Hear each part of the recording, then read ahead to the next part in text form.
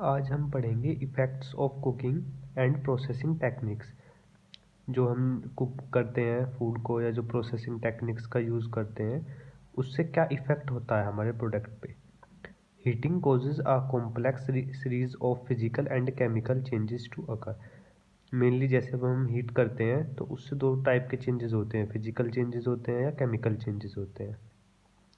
अब ये जो चेंजेस होते हैं ये इनके एडवांटेज भी होते हैं और डिसएडवांटेजेस भी होते हैं।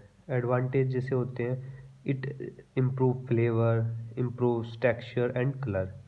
जो डिसएडवांटेज होते हैं प्रोसेसिंग टेक्निक्स या कुकिंग के, वो क्या होते हैं, जैसे reducing nutrient value, generation of undesirable compounds. जो ये चेंजेस होते हैं वो वेरी करते हैं depending on the type of food being cooked and the method used to cook it.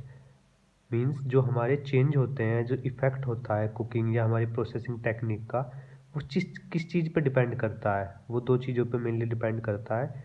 एक तो किस टाइप का फूड कुक किया जा रहा है और दूसरा किस मेथड से हम कुकिंग कर रहे हैं। अब जैसे जो हमारे इफ़ेक्ट होते हैं वो मेनली फ्लेवर पे क्या होता है, कलर पे क्या होता है, यही सब हम देखेंगे। तो अभी हम सबसे पहले flavour. After cooking and processing flavour of the food is affected in the following veg. जो फ्लेवर है वो मेनली दो चीज़ों से चेंज होता है। एक तो दो रिएक्शन होती हैं, कैरामलाइजेशन रिएक्शन और माइलियार्ड रिएक्शन। तो पहले देखेंगे हम कैरामलाइजेशन रिएक्शन। ये रिएक्शन जो होती है वो मेनली कार्बोहाइड्रेट रिच फूड्स में होती है। तो जहाँ जिस फूड में कार्बोहाइड्रेट्स होंगे और जब उसको हम हीट करेंगे तो कैरामलाइजेशन रिएक्शन होगी। अब जो हमारे फ्लेवर कंपाउंड्स बनते हैं वो क्या होते हैं, डाई एसिटाइल होता है, जैसे फ्यूरन्स होते हैं, हाइड्रोक्सी मिथाइल फरफ्यूरल होता है। ये जो डाई एसिटाइल होता है इसका जो फ्लेवर होता है वो होता है butterscotch flavour. Caramelisation has desirable flavour and colour. होता किस किस में है कैरामलाइजेशन, जैसे कॉफ़ी में, डार्क बियर। अब जो हमारा कैरामलाइजेशन रिएक्शन हो रही है वो किस चीज़ पे डिपेंड करती है, वो डिपेंड करती है टाइप ऑफ कार्बोहाइड्रेट पे, कौन सा कार्बोहाइड्रेट प्रोडक्ट में था। कैरामलाइजेशन टेम्परेचर क्या होता है, वो टेम्परेचर जिस पे जाके कैरामलाइजेशन होता है वही टेम्परेचर कैरामलाइजेशन टेम्परेचर होता है। ये मेनली जो होता है फूड्स का वो होता है 110 डिग्री सेल्सियस से 180 डिग्री सेल्सियस के बीच में होता है ये। नेक्स्ट होता है हमारा मेलियार्ड रिएक्शन। मेलियार्ड रिएक्शन उन फूड्स में होती है जिसमें कार्बोहाइड्रेट तो हो ही, साथ के साथ प्रोटीन भी हो। तो क्या होने चाहिए, प्रोटीन और कार्बोहाइड्रेट दोनों होने चाहिए जब हीट की प्रेजेंस में ये रिएक्शन होगी। अमाइनो एसिड्स और शुगर, मतलब होती किस किस में, जैसे मीट में होती है, बिस्किट में होती है, ब्रेड में होती है। ये होती क्या है, it is a chemical reaction between an amino acid and sugar such as glucose, fructose और lactose. Heat is required to cause chemical changes that result in the formation of a range of flavor and color compounds. अब ये जो reaction होती है हमारी मेलियार्ड reaction, इसमें बहुत सारे सल्फर कंटेनिंग कंपाउंड्स बनते हैं जो एक मीठी फ्लेवर कैरेक्टरिस्टिक देते हैं मीट को। पहला इफेक्ट क्या था हमारा, फ्लेवर पे क्या इफेक्ट होता है। नेक्स्ट इफेक्ट क्या है हमारा, कलर पे क्या इफेक्ट होता है, किसका, प्रोसेसिंग टेक्निक का या कुकिंग का। तो जो कैरामलाइजेशन होता है और मेलियार्ड रिएक्शन, ये दो टाइप की होती है मेनली। तो इनमें जो कलर होते हैं, जो कैरामलाइजेशन रिएक्शन होती है, ये एक ब्राउनिंग प्रोसेस है। It is one of the most important type of browning process in food. Molecules known as caramels are generated during this reaction. अब ये जो मोलिक्यूल्स बनते हैं, कैरामल बोलते हैं इनको, ये भी तीन टाइप के होते हैं, कैरोमेलन, कोरोमेलन and कैरामेलिन। These compounds are responsible for the characteristic brown color of caramelized food. The color of the caramel depend on the type of carbohydrate undergoing reaction.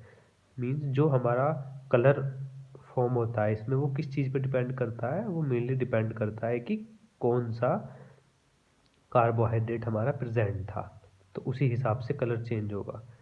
और जो कलर है वो ज़्यादा डार्क कब होता है, जैसे जैसे टेम्परेचर बढ़ता चला जाएगा वैसे ही हमारा प्रोडक्ट डार्क होता चला जाएगा। जो दूसरी होती है मेलियार्ड रिएक्शन, इसमें जो मेलानोडिन होते हैं वो फॉर्म होते हैं, ये भी मेनली ब्राउन कलर के ही होते हैं। अब आता है तीसरा, होता है लॉस ऑफ पिगमेंटेशन। अब पिगमेंट्स होते क्या है? The main food containing pigments which are prone to losing pigmentation during cooking are fruits and vegetables. Mainly जो पिगमेंट्स होते हैं वो हमारे फ्रूट्स और वेजिटेबल्स में ही होते हैं। तो पिगमेंट क्या होते हैं? वही कलर्ड कंपाउंड होते हैं जिनकी वजह से कलर होता है हमारे फ्रूट्स से वेजिटेबल्स का, वही पिगमेंट होते हैं सभी। जैसे क्लोरोफिल होता है, क्लोरोफिल कैसे कलर का होता है? ग्रीन। कैरोटीनॉइड्स होता है, कैरोटीनॉइड्स येलो से डीप रेड। फ्लेवोनोइड्स होता है येलो से रेड या ब्लू। एंथोकाइनिन होता है रेड ब्लू पर्पल। और जो एंथोजेंथिन होता है वो होता है वाइट। अब ये जो एंथोकाइनिन होता है इसका कलर किस चीज़ पे डिपेंड करता है? हमारा पीएच पे। जो क्लोरोफिल होता है वो किस किस चीज़ में पाया जाता है? जैसे कैबेज, ब्रोकली, कीवी फ्रूट, बहुत सारे। जो क्लोरोफिल होता है हमारा वो क्या होता है? फैट सोल्यूबल होता है ना, फैट सोल्यूबल, वाटर सोल्यूबल। तो क्लोरोफिल फैट सोल्यूबल होता है। और जैसे जैसे टाइम बीतता जाता है तो हमारा क्लोरोफिल क्या है? ग्रीन की बजाय येलो कलर में कन्वर्ट होता चला जाता है जैसे जैसे एज बढ़ती है हमारी लीव्स की या फ्रूट वेजिटेबल की। क्लोरोफिल किस चीज़ के लिए रिस्पॉन्सिबल होता है? फोटोसिंथेसिस के लिए हमारे। दूसरा होता है कैरोटीनॉइड्स, ये भी फैट सोल्यूबल होता है क्लोरोफिल की तरह। और ये किस किस में फाउंड होता है? लेमन, ऑरेंज, स्ट्रॉबेरीज में।